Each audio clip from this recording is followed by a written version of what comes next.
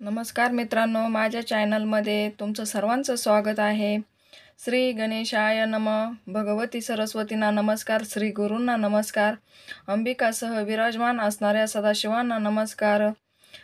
ए शिवशंकरा, तुम्ही ओंकार स्वरूप आहात. तुमचा अंतपार कोणालाही कळत नाही. तुम्ही सर्वांचे आद्य आहात, विश्वाचे आदिबीज आहात, मायेच्या पलीकडचे आहात. तुम्ही ब्रह्मानंदाचे पूर्णत्व आहात. अशा या सृष्टीत तुम्हीच एकमात्र शाश्वत आहात. तुम्ही गणपतीचे पिताजी आहात, जगाचे गुरु आहात. शिवजी, तुम्ही दिव्य ज्योती स्वरूप आहात. सर्वांत पुरातन अर्थात सनातन पुरुष आहात. तुम्ही अनादि सिद्ध म्हणजे स्वयंभू आहात.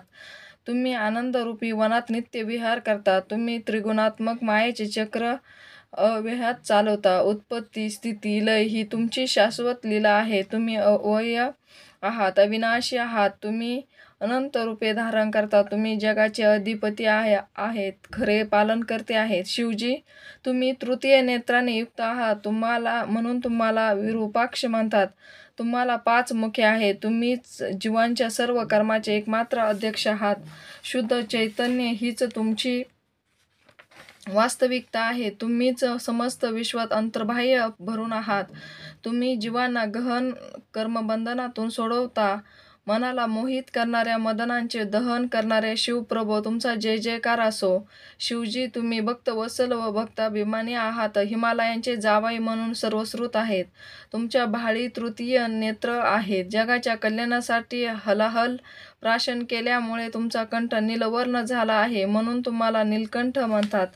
तुम्ही उमादेवींचे पती आहात. तुमच्या मस्तकावरील जटाभारात लोकीची मंदाकिनी विराजमान आहे. ती जाईच्या पांढऱ्या शुभ्र माळेसारखी शोभून दिसते. गरुड वाहन विष्णूंना तुम्ही अत्यंत प्रिय आहात. म्हणूनच ते तुमचे नित्य ध्यान करतात. तुम्ही यशराज कुबेर यांचे मित्र आहेत. पराक्रमाचे सूर्य अशीच तुमची प्रशंसा करतात. त्रिपुरासुराचा वध करून ती पदवी तुम्ही सार्थ केली आहे. तुम्ही दक्ष प्रजापतींची यज्ञ विध्वंसून टाकलात. शिवजी, तुमच्या अंगकाती कापरासारखी गौरवर्ण आहे. तुमचा भालप्रदेश विशाल असून त्यावर मृग चिन्ह धारण करणारा चंद्र फारच शोभून दिसतो. तुम्हाला भालचंद्र म्हणतात. तुम्ही भक्तांचे रक्षण करते आहात. जगाच्या हितासाठी तुम्ही विश्वही प्राशन केले आहेत. विश्वातील सर्व घडामोडींना तुम्ही साक्षी असल्यामुळे तुमच्या नकळत असे काही घडत नाही. सर्व प्रकारच्या भयांचा नाश करणारे आणि संसारातून मुक्त करणारे असे तुम्ही सर्वांगी नित्य भस्मलेपन करता. हे शिवजी, विश्वाची उत्पत्ती, स्थिती, संहार याला तुम्हीच कारण आहे. तुम्ही हातामध्ये त्रिशूळ धारण करता. सिंहाचे चर्म वस्त्र म्हणून परिधान करता. तुम्ही देवाचे सेनापती स्कंद कार्तिकेय यांचे पिताजी आहात. तुमच्या मुखावर सदा सुहास्य विलसत असते. तुम्ही म्हणजे मायारूपी अरण्य जाळून टाकणारे अग्नी. तुम्ही म्हणजे ज्ञानाचे सगन रूप. तुम्ही म्हणजे सतचित आनंद स्वरूप ब्रह्म. तुम्ही निर्मळ आहात. तुमच्या अंतःकरणात परम शांती वास करते. तुम्ही म्हणजे कधीही विचलित न होणारे तत्व, जगाचे कल्याण करणारे, म्हणून तुम्हाला शिव म्हणतात. तुम्ही संपूर्ण विश्वाला सर्व काळ अंतर्बाह्य व्यापून आहात. कोट्यधीश सूर्या एवढे तुमचे तेज कधीही कमी होत नाही. तुम्ही कलियुगातील पापरूपी मलाचे दहन करता. आपल्या भक्तांना दोषमुक्त करता. तुम्ही अनंत ब्रह्मांडांचे स्वामी आहात. तुम्ही जगाचे रक्षण करता. श्री विष्णू म्हणजे कमलोदय ब्रह्मदेवांचे तात. त्यांचे मन तुमच्या ध्यानात रमते. तुम्ही जीवांना जन्म मरणाच्या फेऱ्यातून सोडवता, त्यांना मुक्ती देता. ब्रह्माजी, श्रीहरी, शेष, सहर्ष, अर्जुन, इंद्र, देव आणि ब्राह्मण हे सर्व अहोरात्र तुमचे ध्यान करता. भय म्हणजे प्रपंच, सृष्टीचा पसारा, संसार तोही तुम्हीच आहात आणि जीवांना संसारातील ताणांपासून मुक्त करणारे तुम्हीच आहात. तुम्ही पार्वतीचे पती आहात. तुम्ही स्मशानभूमीत म्हणजे शून्य स्थानी राहता, अर्थात तुमचे अव्यक्त अस्तित्व कोणाचेही ध्यानात येत नाही. तुम्ही इंद्रियांना अगोचर आहात. वैखरी वाणीने तुमच्याबद्दल कितीही सांगितले तरी तुम्ही तिच्याही पलीकडेच आहात. स्वर्गातील मंदाकिनी ही गंगा नावाने पृथ्वी तलावर आली. तिच्या तीरावर श्रीक्षेत्र काशी येथे तुम्ही विश्वेश्वर नावाने विहार करता. महत तत्वे तुमच्यामध्ये विलय पावतात. तुम्ही सर्परूपी भूषणे धारण करता. तुम्ही मद आणि गर्वाचे दमन करता. तुम्ही जन्मरहित आहात, अजिंक्य आहात, आनंदरूपी मेघ आहात. तुम्ही ओंकार स्वरूप आहात. गजासुराचे आणि मदनाचे मर्दन करणारे प्रचंड सामर्थ्यवान ईश्वर आहात. तुम्ही या अनंत सृष्टीचा गर्भ अर्थात आदिबीज प्रारंभ करत आहात. म्हणूनच वेद आणि शास्त्र अत्यंत आदराने तुम्हाला वंदन करतात.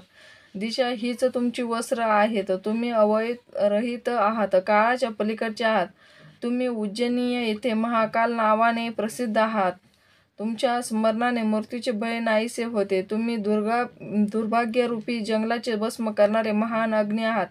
तुमच्या कृपेने भक्तजन भाग्यवान होतात. म्हणूनच तुम्ही भक्तांचे अत्यंत प्रिय उपास्य दैवत आहात. तुम्हीच वेणू राजांचे भयंकर पाप हरण करणारे सनातन गुणेश्वर आहात. उमादेवी मनोमन नेहमी तुमचे चिंतन करतात आणि तुम्हीही भक्तांचे हृदयरूपी कमळात मुग्ध भ्रमर होऊन वास करता.